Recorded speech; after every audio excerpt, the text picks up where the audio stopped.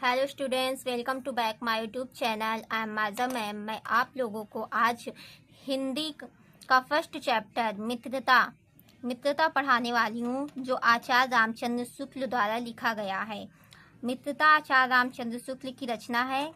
तो मैं सबसे पहले आज आचार्य रामचंद्र शुक्ल का जीवन परिचय पढ़ाने वाली हूँ। जीवन परिचय बताऊंगी कि कितना और कहाँ से है, तो उनके जीवन में क्या हुआ, उनके जीवन में क्या घटना घटी। तो मैं आज आचार्य रामचंद्र शुक्ल के जीवन का परिचय दूंगी। आज मैं आचार्य रामचंद्र का शुक्ल का परिचय पढ़ेंगे आज हम सब बच्चे। तो आप सब बच्चे देख सकते हैं। तो सबसे पहले हम आचार्य रामचंद्र शुक्ल, तो परीक्षा में पाठ्य पुस्तक के अंतर्गत गद्य खंड में संकलित पाठों के लेखकों में से एक लेखक का जीवन परिचय और रचनाओं से संबंधित प्रश्न पूछे जाएंगे। इसके लिए 2+1 3 अंक निर्धारित है। तो आप सब देख सकते हैं बच्चा यहाँ पे कि अभी आप पूछे कि आप लोग के सवाल मन में ये सवाल होगा कि मैम कितने नंबर का जीवन परिचय आएगा और जीवन हमें कैसे पूछा जाएगा इसमें प्रश्न में। तो हमारे बोर्ड परीक्षा में कैसे पूछा जाएगा जीवन परिचय। तो बोर्ड परीक्षा में देखें बच्चा, जीवन परिचय 5 नंबर का 3 नंबर का आएगा। जीवन परिचय आप लोगों का 3 नंबर का आएगा। 2 नंबर का जीवन परिचय रहेगा और परिचय रहेगा, लिखने के लिए आएगा। और 1 नंबर का कृतियां पूछेगा, रचनाएं पूछेगा कि आचार्य रामचंद्र शुक्ल की इनका इस तरह पूछेगा, आचार्य रामचंद्र शुक्ल का जीवन परिचय लिखिए और इनकी एक रचनाएं लिखिए, कृतियां लिखिए। तो आप लोगों को जीवन परिचय लिखना पड़ेगा और कितना कृतियां लिखने पड़ेगा। तो यह 3 नंबर का रहेगा। 2+1 2 नंबर का जीवन परिचय और 1 नंबर की कृतियां। तो इतना समझ में आया बच्चा। अब हम जीवन परिचय पढ़ेंगे। तो क्या है जीवन परिचय। आचार्य रामचंद्र शुक्ल का जन्म 1884 में बस्ती जिले के अगोना नामक ग्राम में हुआ था। तो आचार्य रामचंद्र शुक्ल का जन्म 1884 ईस्वी में बस्ती जिले के अगोना नामक ग्राम में हुआ था। इनके पिता का नाम चंद्रबली शुक्ल था। तो इनके पिता का नाम चंद्रबली शुक्ल था। तो इसमें प्रश्न भी पूछा जाएगा बहुविकल्पी में कि जो OMR आएगा उसमें पूछ लिया जाएगा कि जैसे उसमें पूछा जाएगा गद्य में कि उसमें अब पूछ लिया यही कि आचार्य रामचंद्र शुक्ल जी के पिता का नाम बताइए। तो उनके पिता का क्या नाम होगा, चंद्रबली शुक्ल है। तो इस तरह बहुविकल्पी में भी पूछ सकता है। तो इस तरह आप लोगों को प्रश्न भी हम करवाएंगे। प्रश्न जो है तो ये हम शॉर्ट वीडियो में डाल देंगे प्रश्न। फिर अन्य आगे है, इनकी प्रारंभिक शिक्षा दीक्षा इनके पिता के पास राठ तहसील नामक ग्राम में हुई थी। FA इंटरमीडिएट में आने पर इनकी शिक्षा में बाधा उत्पन्न हुई तथा गणित में कमजोर होने के कारण ये आगे नहीं पढ़ सके। उसके बाद इन्होंने सरकारी नौकरी की, किंतु स्वाभिमान के कारण इन्होंने सरकारी नौकरी छोड़कर थोड़े समय के लिए मिर्जापुर के ही मिशन स्कूल में चित्रकला के अध्यापक के रूप में कार्य किया। फिर उसके बाद इन्होंने क्या किया, मिर्जापुर के पंडित केदारनाथ पाठक एवं प्रेम घन के संपर्क में आकर इन्होंने हिंदी, उर्दू, बांग्ला, संस्कृत, अंग्रेजी आदि कई भाषाओं का ज्ञान अर्जित किया। अगर इनके पास उर्दू, बांग्ला, संस्कृत, अंग्रेजी आदि भाषाओं का ज्ञान न होता तो ये कैसे लेखक होते। तो इन्होंने लेखक ऐसे ही थोड़ी ना बन गए। इन्होंने हिंदी, उर्दू, बांग्ला, संस्कृत, अंग्रेजी आदि कई भाषाओं का ज्ञान अर्जित किया। उसके बाद इन्होंने कई सारी रचनाएं लिखी। तो आनंद कदम्बिनी नामक पत्रिका में इनकी रचनाएं प्रकाशित होने लगी। उस वक्त आनंद कदम्बिनी नामक एक पत्रिका थी जिसमें इनकी रचनाएं प्रकाशित होने लगी, मतलब उसमें छपने लगी इनकी रचनाएं।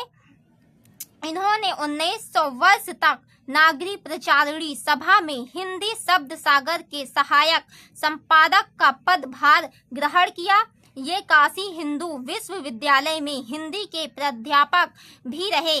वहां वे बाबू श्याम सुंदर दास के अवकाश ग्रहण करने के बाद हिंदी विभाग के अध्यक्ष हो गए तथा इनकी गिनती उच्च कोटि के विद्वानों में होने लगी। जो वहां के बाबू श्याम सुंदर दास थे वो छुट्टी पे हो गए, अवकाश हो गए, नहीं आ रहे थे, तो उनकी जगह पर ये क्या हो गए, हिंदी विभाग के अध्यक्ष हो गए। तो इनकी भी गिनती बड़े बड़े महान लोगों के, बड़े बड़े विद्वानों के साथ शामिल होने लगा। उच्च कोटि में इनकी भी गिनती होने लगी, तो बड़े बड़े महानों के साथ इनके भी नाम आने लगा। फिर आगे क्या है, हिंदी साहित्य में आगे इन्होंने क्या किया, हिंदी साहित्य में शुक्ल जी का प्रवेश निबंधकार तथा कवि के रूप में हुआ। नाटक रचना में भी उनकी विशेष रुचि रही। तत्पश्चात आलोचना इनकी विशेष एवं प्रिय विधा बन गई। उन्होंने लेखन क्षेत्र में अपना विशिष्ट स्थान प्राप्त किया। वे अपने जीवन के अंतिम क्षणों तक साहित्य लेखन में निरंतर लगे हुए थे। साहित्य लेखन विधा में दक्ष शुक्ल जी ने जीवन के अंतिम पड़ाव में भी साहित्य साधना का साथ नहीं छोड़ा तथा लेखन कार्य करते हुए इस महापुरुष का सन 1941 ईस्वी में स्वर्गवास हो गया। तो शुक्ल जी ने क्या किया, अपना जीवन के अंतिम क्षणों तक भी साहित्य लेखन का साथ नहीं छोड़ा और कार्य करते करते इनका निधन हो गया। तो आप लोग इसका जीवन परिचय इसमें कुछ कम भी करके लिख सकते हैं। जैसे देख सकते हैं यहाँ से आचार्य रामचंद्र शुक्ल का जन्म 1884 ईस्वी में बस्ती जिले के अगोना नामक ग्राम में हुआ था। इनके पिता का नाम चंद्रबली शुक्ल था। इनकी प्रारंभिक शिक्षा दीक्षा इनके पिता के पास राठ तहसील नामक ग्राम में हुई थी। FA इंटरमीडिएट में आने पर इनकी शिक्षा में बाधा हुई तथा गणित में कमजोर होने के कारण ये आगे नहीं पढ़ सके। यहाँ तक लिख लें। उसके बाद फिर यहाँ से लिख लें, मिर्जापुर के पंडित केदारनाथ पाठक एवं प्रेम घन के संपर्क में आकर इन्होंने हिंदी, उर्दू, बांग्ला, संस्कृत, अंग्रेजी आदि कई भाषाओं का ज्ञान अर्जित किया। आनंद कदम्बनी नामक पत्रिका में इनकी रचनाएं प्रकाशित होने लगी। इन्होंने 19 वर्ष तक नागरी प्रचारणी सभा में हिंदी शब्द सागर के सहायक संपादक का पदभार ग्रहण किया। यहाँ तक कर ले, लिख लें, यहाँ तक लिख लें। फिर उसके बाद हिंदी साहित्य में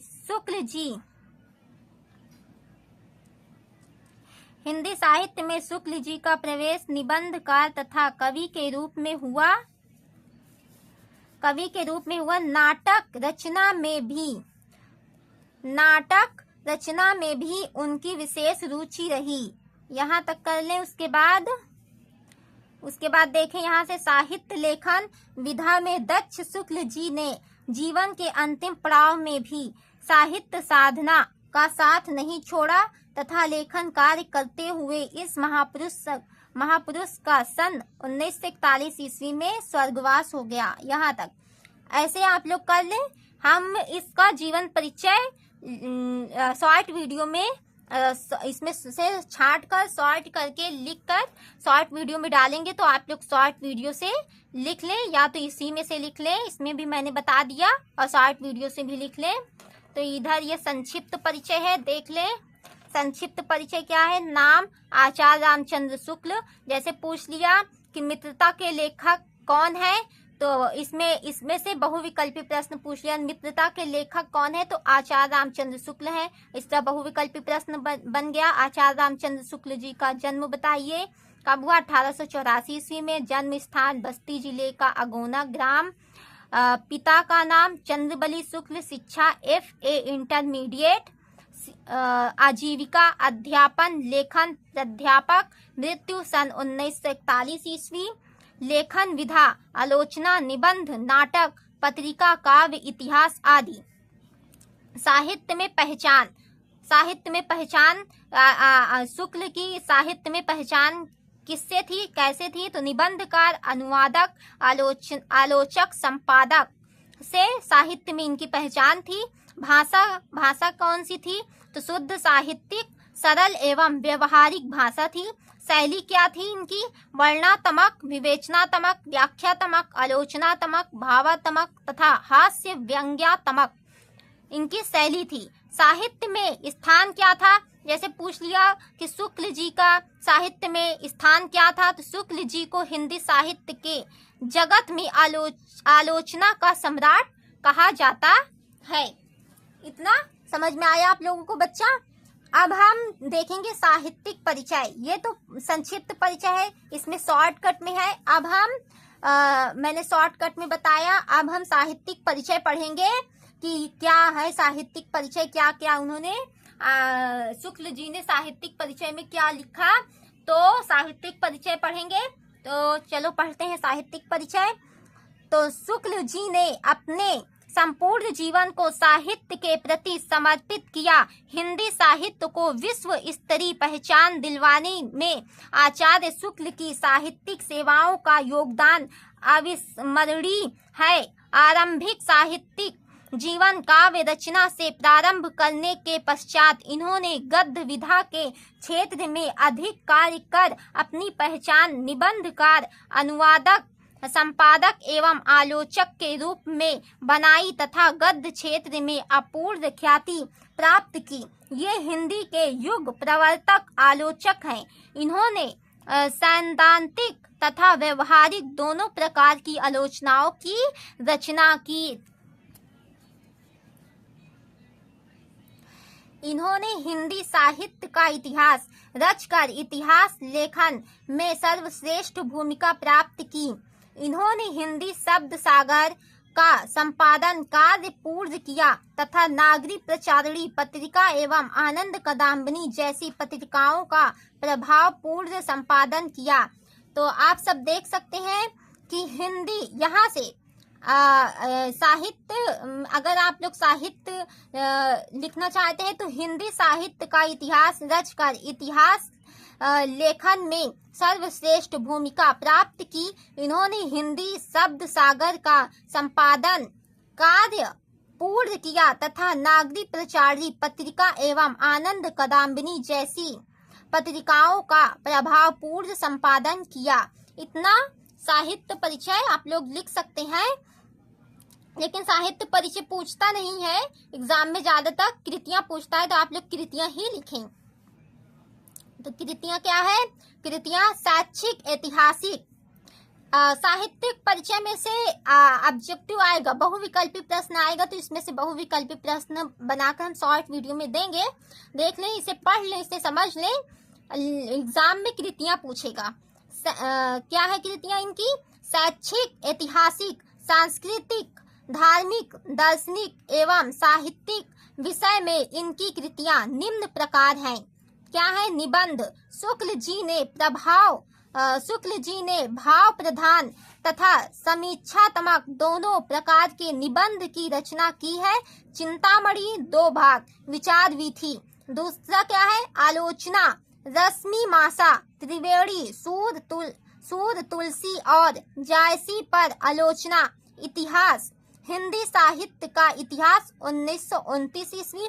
संपादन, तुलसी ग्रंथवली, जायसी ग्रंथावली, हिंदी शब्द सागर, नागरी प्रचारणी पत्रिका, भ्रमर गीत सार, आनंद कदम्बिनी काव्य रचना, अभिमन्यु वध, 11 वर्ष का समय, अनुवाद, मेगस्थनीज का भारतवर्षीय विवरण, आदर्श, जीवन कल्याण का आनंद, विश्व प्रपंच, बुद्धि चरित आदि।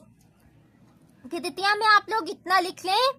कृतियां शैक्षिक, ऐतिहासिक, सांस्कृतिक, धार्मिक, दार्शनिक एवं साहित्यिक विषय में इनकी कृतियां निम्न प्रकार हैं। निबंध है, आलोचना है, इतिहास है, संपादन है, काव्य रचना, अनुवाद है। तो ये 6 इनकी कृतियां हैं, इन्होंने लिखी है। तो एग्जाम में पूछेगा कि इनकी एक कृतियां लिखिए, तो जैसे एक कृतियां में पूछ लिया तो एक कृतियां लिख लें। निबंध लिख दें, निबंध में लिख दें, शुक्ल जी ने भाव प्रधान तथा समीक्षात्मक दोनों प्रकार के निबंध की रचना की है। चिंतामणि, दो बाग, विचार वीथी। तो इसमें से दो कृतियां आप लोग लिख लें, या तो पूरा लिख लें, ऐसे निबंध, आलोचना, इतिहास, संपादन, काव्य रचना, अनुवाद लिख लें। इसमें से एक दो याद कर लें, एक दो याद करके रखें। पेपर में एक ही कृतियां पूछती है, तो जैसे इसे लिख लें, ये ज्यादा आसान रहेगा। इंपॉर्टेंट दूसरा वाला, आलोचना, रश्मि मासा, त्रिवेणी, सूर्य, तुलसी और जायसी पर आलोचना। आप लोगों को जो आसान लगे याद कर ले, एग्जाम में एक ही कृतियां पूछता है, तो लेकिन बहुविकल्पी में पूछेगा, बहुविकल्पी में पूछ सकता है।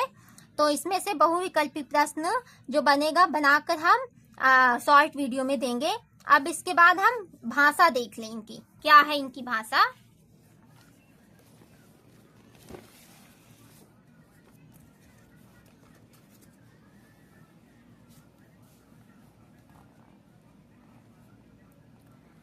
भाषा,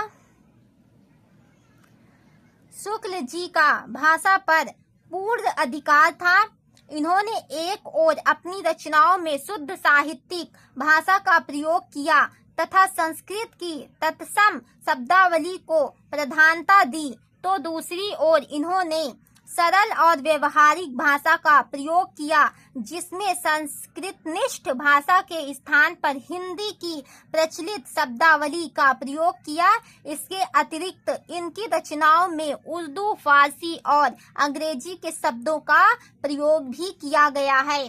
तो क्या है, इनकी भाषा में संस्कृत और हिंदी के साथ साथ उर्दू, फारसी और अंग्रेजी के शब्दों का प्रयोग भी किया गया है। तो जब भी कोई गद्य या दोहा या कोई श्लोक, या श्लोक तो संस्कृत में रहता है, दोहा लिखें या कोई निबंध लिखें, आलोचना लिखें, साहित्य लिखें या कोई उपन्यास लिखें, तो उसमें सीधी सीधी बात नहीं लिखी होती, कुछ उसमें शुद्ध वर्ड में लिखा होता है, कि जैसे एक वर्ड का कई अर्थ निकल रहा हो, ऐसे होते हैं, ऐसे लिखा जाता है। तो शुद्ध शब्द में लिखा जाता है, तो जैसे उसमें कई सारे भाषाओं का वर्णन किया जाता है, तब जाके दोहा या उपन्यास पूरा होता है, निबंध पूरा होता है।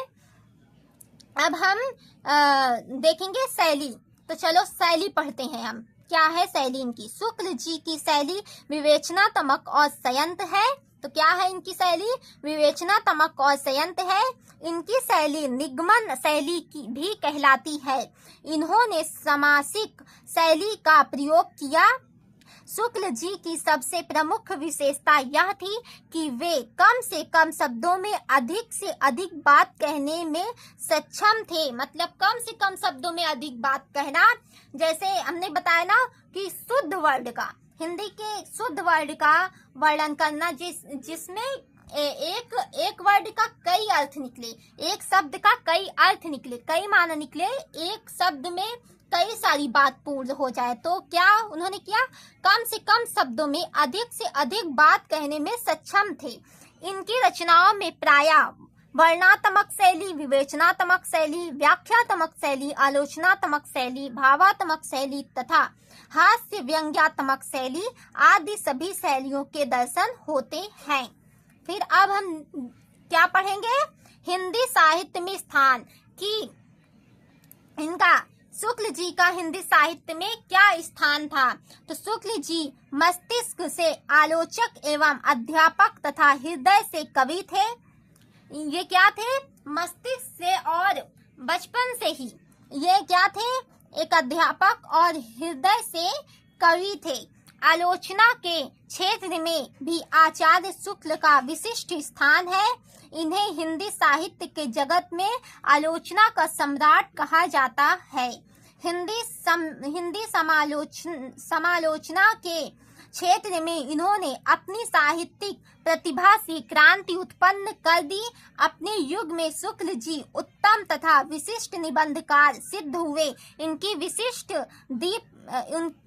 विशिष्ट दीप्तिमयता के कारण इनके समकालीन हिंदी गद्य के युग को शुक्ल युग के नाम से पुकारा जाता है। तो क्या इनके हिंदी गद्य के युग को शुक्ल युग के नाम से भी पुकारा जाता है।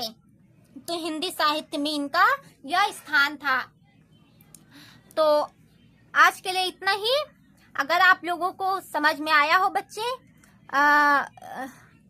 अगर आप लोगों को समझ में आया हो, आप लोगों को अच्छा लगा हो, तो वीडियो को लाइक करें और चैनल को सब्सक्राइब करें और कमेंट में हमें ज़रूर बताएं। और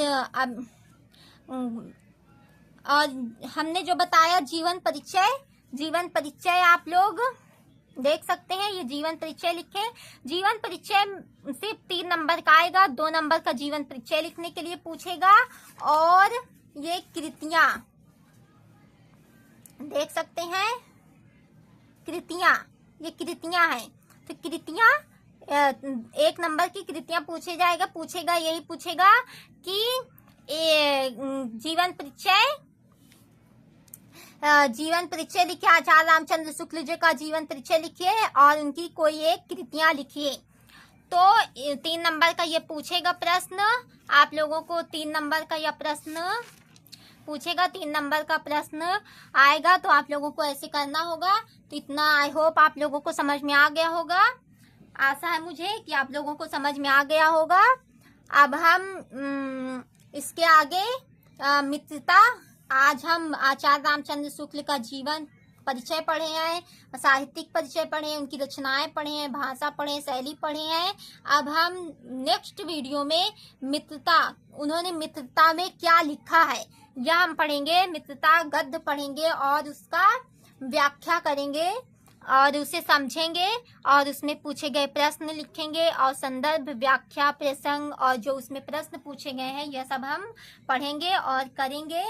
तो आज के लिए इतना ही। और जो मैंने पढ़ा इसका जीवन परिचय, संक्षिप्त परिचय और कृतियां शॉर्ट वीडियो में हम देंगे, शॉर्ट करके कट करके लिखकर। तो आप लोग शॉर्ट वीडियो जाकर देख लें। तो आज के लिए इतना ही।